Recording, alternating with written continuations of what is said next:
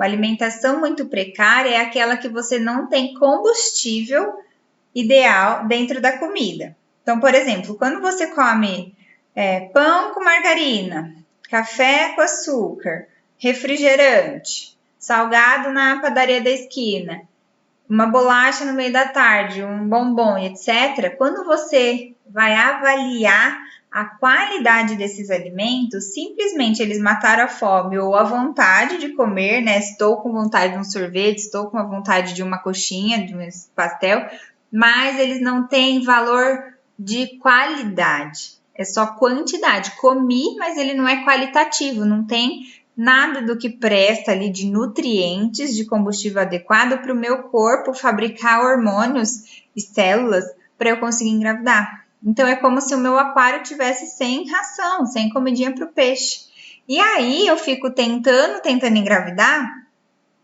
Muitas mulheres param remédio, aumentam o número de relações sexuais, outras começam a tomar só o ácido fólico, outras fazem um ultrassomzinho ali, só não colhem mais exame nenhum. E 99% dos homens não fazem nada, simplesmente só namora, né? Relaxa e goza, achando que aumentar o fluxo, né? O nível de namoro vai dar certo. E não é por aí, gente. Isso daí, ó, é um pensamento tão de leve, tão superficial, que gera toda essa frustração, porque eu tô namorando, ficando cansada, irritada de toda hora ficar vendo aquelas tabelinhas, né, no celular, acompanhando o calendário, que é um saco ficar vendo. Aí você vê, nossa, é hoje, tá no período fértil, vai lá, tá cansada pra caramba, aí toma banho, vai lá, namora, não sei o que, bota as pernas pra cima, não toma banho, faz maior dança, né, para acontecer o negócio, maior ensaio cenográfico, e não foi natural, não foi prazeroso, foi porque eu tenho que engravidar, porque eu tenho que ter um filho, porque eu tenho que dar um neto, porque eu tenho que não sei o quê.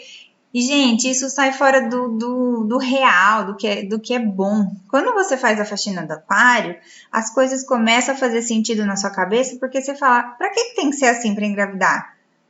Será que tem que ter um script? Será que eu tenho que ficar namorando no dia que eu tô fértil, e assim, assim. E não é bem por aí, porque quando o seu aquário tá sujo, você vai tentar 8, 10, 15, 20 anos e você não vai conseguir.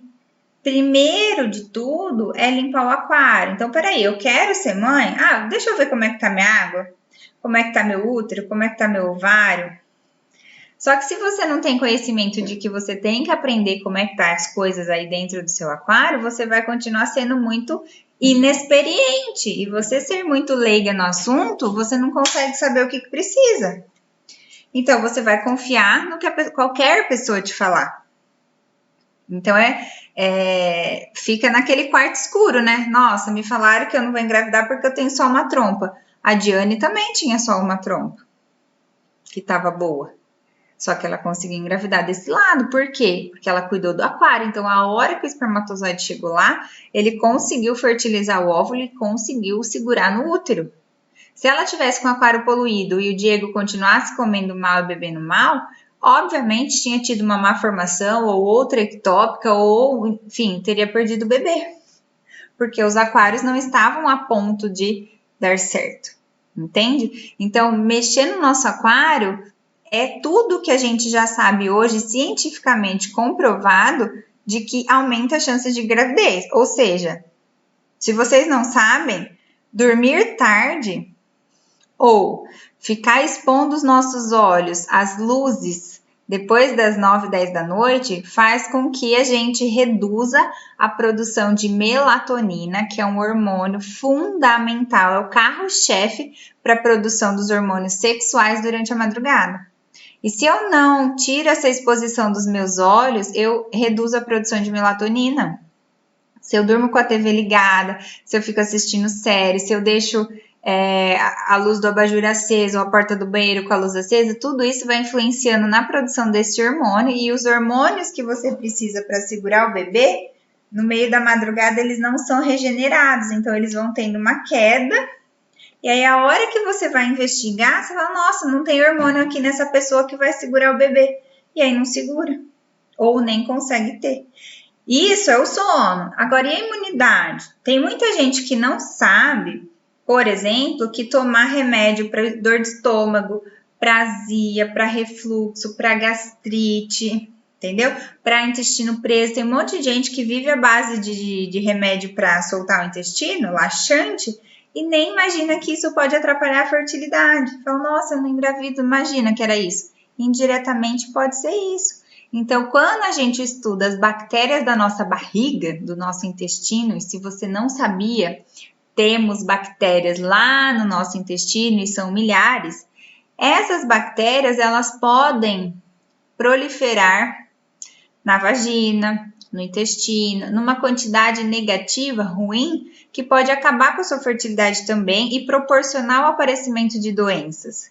Então, a gente tem que cuidar do que a gente come para matar, ou seja, para não alimentar essas bactérias do mal que ficam ali dando um tiroteio para tudo quanto é lado, ou seja, a minha imunidade cai porque eu tenho bactérias dentro do meu corpo que não são benéficas, entende? Deu para entender? Então, assim, todos nós, desde o momento que a gente nasce, principalmente se for parto normal, a gente escorrega da nossa mãe, a gente já sai com uma camada de bactérias ali no corpo, pelo canal da vagina que tem bactérias.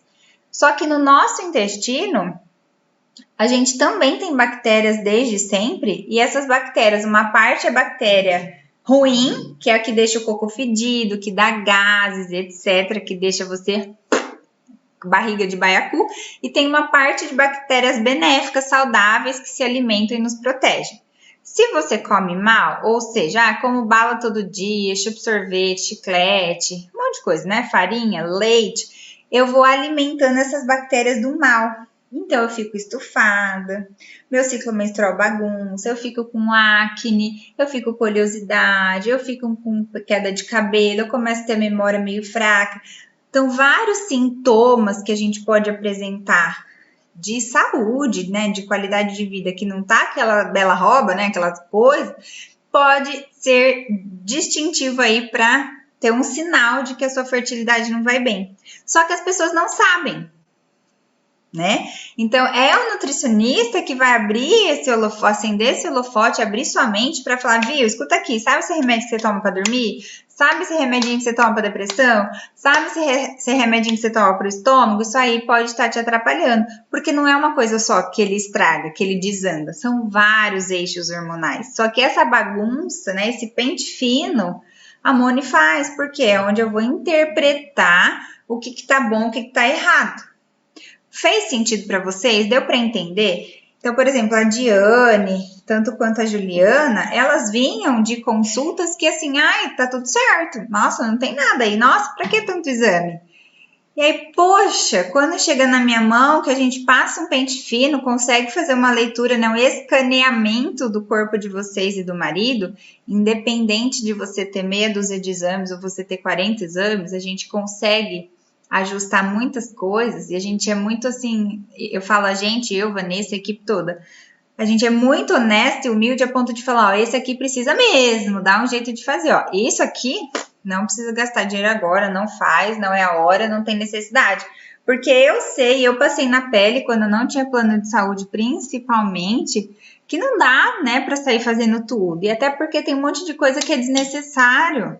A gente não vai pegar uma pessoa que nunca nem teve aborto e fazer um monte de exame que não precisa, né? Então, não, tem que ter lógica as coisas, tá? Tem que ter lógica. E mais importante do que você colher um exame, presta bem atenção no que eu tô te falando, muito mais importante do que você colher um exame, qualquer exame que seja, é você ter uma pessoa totalmente expert que saiba avaliar.